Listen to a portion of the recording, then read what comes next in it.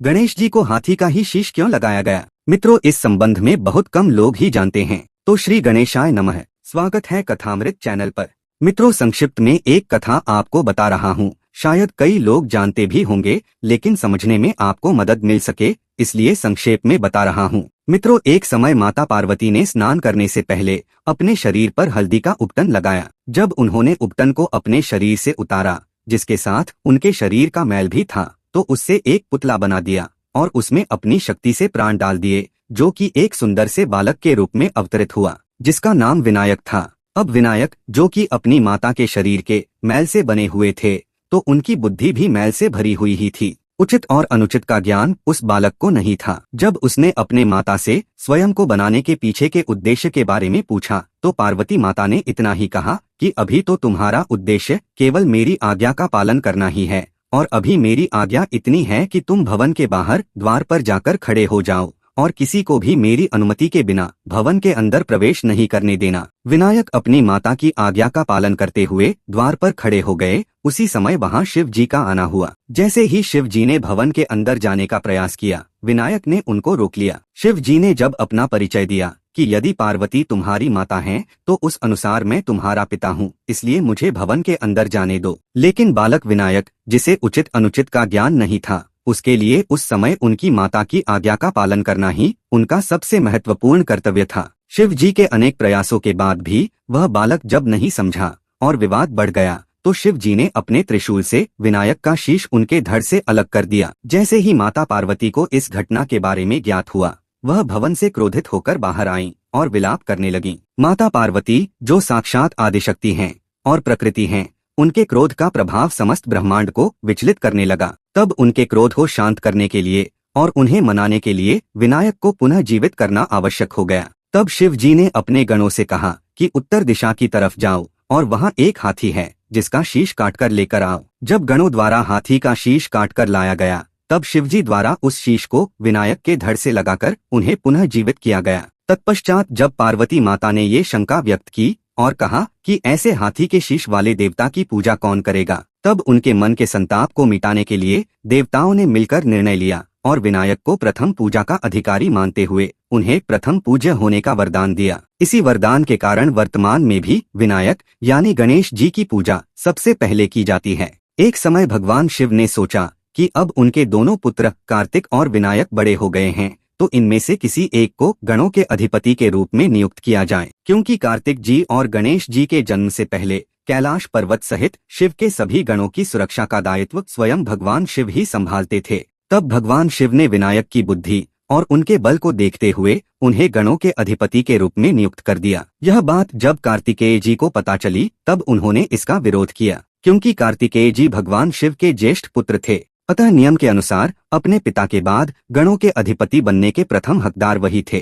तब भगवान शिव ने कार्तिक जी को समझाया कि भले ही विनायक आयु में तुमसे छोटा है, लेकिन बुद्धि में वह तुमसे भी अधिक बुद्धिमान है। गणों का अधिपति वही बन सकता है जिसके पास शक्ति भी हो और अधिक बुद्धि भी हो। तब कार्तिक जी ने शिव जी से कहा कि पिताश्री, बिना किसी परीक्षा के आपने यह कैसे निर्णय ले लिया कि विनायक मुझसे अधिक बुद्धिमान है? हम दोनों की आप कोई ऐसी परीक्षा लीजिए जिससे यह सिद्ध हो सके कि हम दोनों में से अधिक बुद्धिमान कौन है। कार्तिकेय जी की बात सुनकर भगवान शिव ने अपने दोनों पुत्रों की परीक्षा लेते हुए कहा कि तुम दोनों में से जो भी इस संसार की 7 परिक्रमा पूर्ण करके सबसे पहले आएगा, वही गणों के अधिपति बनने के योग्य होगा और उसे ही गणों के अधिपति के रूप में नियुक्त किया जाएगा। यह घोषणा होते ही कार्तिकेय जी तुरंत अपने वाहन मयूर पर सवार होकर संसार की 7 परिक्रमा करने के लिए निकल गए, किंतु विनायक वहीं खड़े रहे, क्योंकि उनका वाहन मूषक था और उनका शरीर भी अधिक भारी था। अतः अपने वाहन पर सवार होकर संसार की 7 परिक्रमा करना उनके लिए कठिन था।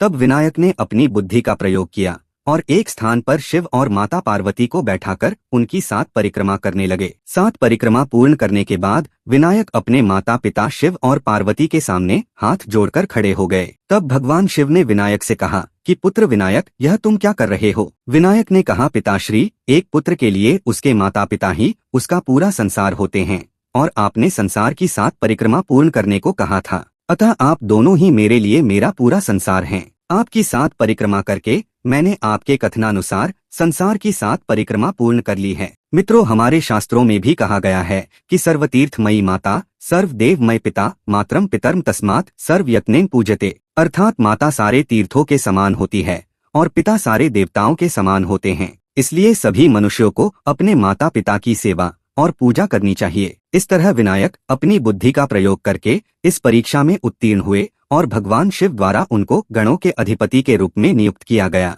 जिससे विनायक गणों के अधिपति यानी गणपति और गणों के ईश्वर यानी गणेश के नाम से प्रसिद्ध हुए। एक बार ब्रह्मा जी ने महर्षि वेदव्यास को अपनी दिव्य दृष्टि देते हुए महाभारत ग्रंथ की रचना करने को कहा। तब महर्षि वेदव्यास ने ब्रह्मा जी को कहा कि यदि मैं अपनी आंखें बंद करके महाभारत की घटनाओं को देखूंगा तो फिर उन घटनाओं को लिखने का कार्य कौन करेगा। ब्रह्मा जी ने कहा कि इस संसार में भगवान विष्णु के बाद यदि कोई बुद्धिशाली है तो वह गणेश जी ही हैं, अतः इस कार्य के लिए उनको ही चुने। अर्थात महर्षि वेदव्यास आंखें बंद करके अपनी दिव्य दृष्टि से देखते हुए महाभारत की घटनाओं को बोलेंगे और वही गणेश जी इन घटनाओं को लिखेंगे। लेकिन महर्षि वेदव्यास ने गणेश जी के सामने एक शर्त रखी, जिस अनुसार महाभारत लिखते समय यदि गणेश जी कहीं पर भी रुक गए तो महर्षि वेदव्यास बोलना बंद कर देंगे। तो सामने गणेश जी ने भी यह शर्त रखी कि यदि महर्षि वेदव्यास बोलते हुए रुक गए तो वह लिखना भी बंद कर देंगे। अब गणेश जी के जन्मदिन से शुभ दिन और कोई हो ही नहीं सकता, इसलिए महाभारत ग्रंथ की रचना का कार्य गणेश जी के जन्मदिन यानी भाद्रपद महीने की शुक्ल पक्ष की चतुर्थी तिथि से प्रारंभ हुआ, जो 10 दिन यानी भाद्रपद महीने की शुक्ल पक्ष की चतुर्दशी तिथि तक चला, जिसे आज हम अनंत चतुर्दशी तिथि के नाम से जानते हैं। इन 10 दिनों तक लगातार बिना रुके गणेश जी ने महाभारत के लेखन का कार्य किया था, जिससे गणेश जी के शरीर पर बहुत मात्रा में धूल और मिट्टी जम गई थी। अतः 10 दिनों बाद 11वें दिन गणेश जी ने सबसे पहले पास में ही बहती हुई सरस्वती नदी में स्नान किया। इसी 10 दिन के उपलक्ष्य में हम गणेश चतुर्थी के दिन गणेश की प्रतिमा लाते हैं और 10 दिन तक उनकी पूजा आराधना करने के बाद 11वें दिन यानी अनंत चतुर्दशी के दिन उनका विसर्जन करते हैं। अब इस पौराणिक कथा से कई प्रश्न मन में उत्पन्न होते हैं, जैसे यदि विनायक को पुनः जीवित ही करना था तो उनका वही शीश क्यों नहीं लगाया गया जिसे शिव जी द्वारा उनके धड़ से अलग कर दिया था। दूसरा प्रश्न है कि यदि कोई दूसरा शीश ही लगाना था तो फिर हाथी का शीश ही क्यों लगाया गया। तीसरा प्रश्न है कि यदि हाथी का शीश लगाया गया तो उस शीश का क्या हुआ जो शिवजी द्वारा अलग कर दिया गया था। चौथा प्रश्न है कि महाभारत की रचना किस स्थान पर हुई थी। तो मित्रों, इन सारे प्रश्नों के उत्तर कुछ इस प्रकार हैं। सबसे पहले इस प्रश्न के बारे में जानते हैं कि यदि विनायक को पुनः जीवित ही करना था तो उनका वही शीश क्यों नहीं लगाया गया जिसे शिवजी द्वारा उनके धड़ से अलग कर दिया गया था। तो मित्रों, इसका उत्तर इस कथा में है। विनायक जो कि अपनी माता के शरीर के मैल से बने हुए थे, तो उनकी बुद्धि भी मैल से भरी हुई ही थी। उचित और अनुचित का ज्ञान उस बालक को नहीं था। अर्थात यदि इसी शीश को पुनः लगाया जाता तब भी विनायक की बुद्धि मैल से भरी हुई ही होती। विनायक में शक्ति तो जन्म से ही थी, किंतु बुद्धि उचित नहीं थी, और यदि उसी शीश को पुनः लगाया जाता तो हो सकता था कि विनायक के अंदर गुणों की जगह अवगुण आ जाते। इसी कारण उस शीश को जिसे शिव जी द्वारा अलग किया गया था उसे नहीं लगाया गया। अब दूसरे प्रश्न का उत्तर जानते हैं कि यदि कोई दूसरा शीश लगाना ही था तो फिर हाथी का शीश ही क्यों लगाया गया।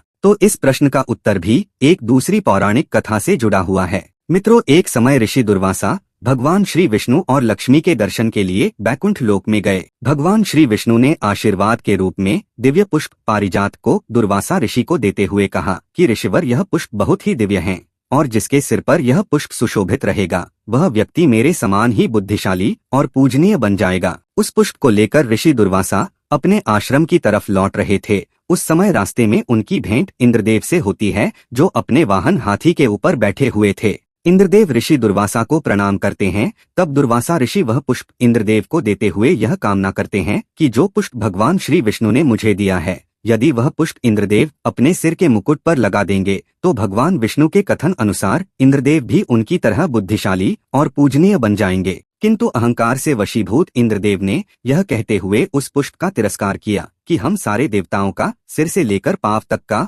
पूर्ण शरीर सोने और हीरे जैसे अलंकारों से सुशोभित है, अतः मुझे इस पुष्प को अपने सिर पर धारण करने की आवश्यकता नहीं है। और वह पुष्प इंद्रदेव ने उस हाथी के शीश पर रख दिया जिस पर वह बैठे थे। जैसे ही पुष्प का स्पर्श हाथी के शीश से हुआ, वैसे ही भगवान श्री विष्णु के कथन अनुसार वह हाथी बुद्धिमान बन गया। लेकिन भगवान विष्णु का कथन व्यक्ति के लिए था, किसी पशु के लिए नहीं था। अतः वह हाथी बुद्धिमान हो गया और इंद्रदेव को अपने ऊपर से गिराकर वन की तरफ भाग गया। इंद्रदेव का वह हाथी बुद्धिमान तो बन गया, किंतु पूजनीय नहीं बन सका, क्योंकि वह व्यक्ति नहीं था, अपितु वह पशु था। इस घटना के बारे में भगवान शिव और श्री हरि विष्णु जानते थे, अतः वह हाथी पूजनीय भी बन सके, इसलिए उसी हाथी का शीश विनायक को लगाया गया। इस शीश के लगने से विनायक भगवान विष्णु जी के समान ही बुद्धिमान एवं पूजनीय बन गए। लेकिन इस घटना से ऋषि दुर्वासा क्रोधित हुए और इंद्रदेव सहित सभी देवताओं को श्राप देते हुए कहा कि आप सभी देवताओं को अपने सोने और हीरे जैसे अलंकार रूपी लक्ष्मी का बहुत अहंकार है,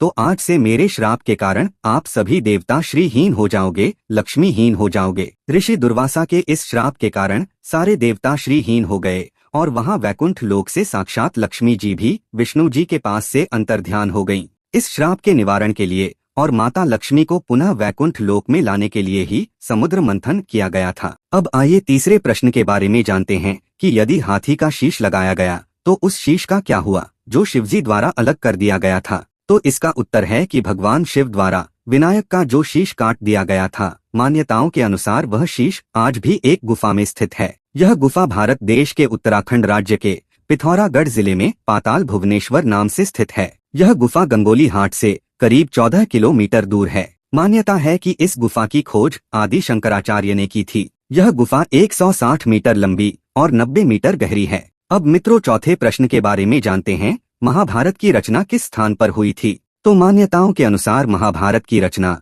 भारत के उत्तराखंड राज्य के माना गांव में स्थित गुफा में हुई थी। यहाँ 2 गुफाएं हैं, जिसमें से एक को व्यास गुफा और एक को गणेश गुफा के नाम से जाना जाता है। व्यास गुफा 4 धामों में से बद्रीनाथ धाम से करीब 3 किलोमीटर दूर है।